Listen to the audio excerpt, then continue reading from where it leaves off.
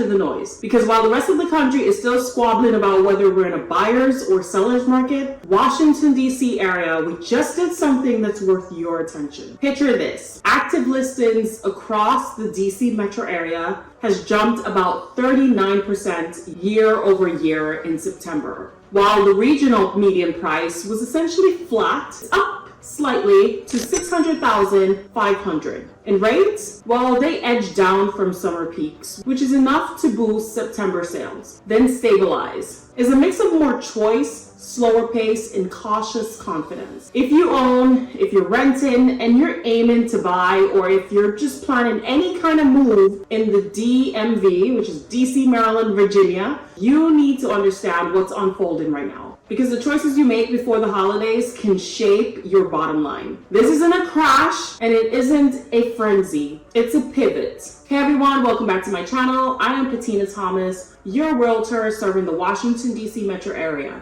I live and work here, so let's get into today's video. Let's not sugarcoat it. Here are the 4 stats everyone's texting me about. First up, the median sold price across the entire DC metro region, it came in at $600,500. Basically flat year over year at 0.3%. So that's not a drop, it's a pause. Regionally, price growth has stalled rather than slid. Second, active listings has hit 10,933, a 39% surge from last year. That lift put months of supply at 2.65 for the region. Inside DC proper itself, it feels very different. I'm talking 5.5 months of supply in the city. So yeah, buyers, you've got choices. Third, homes are taking longer to go under contract. So the median days on market, it rose to 21. And that's up 10 days from last September. So that extra breathing room, it changes behavior on both sides.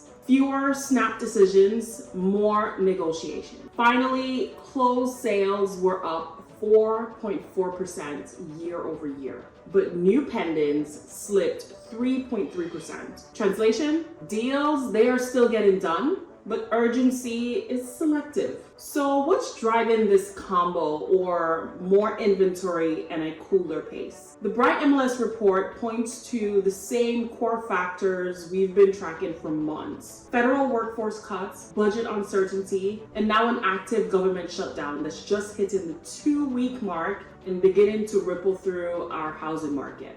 That cocktail, it has kept some buyers on pause, especially those tied to federal employment or contracted.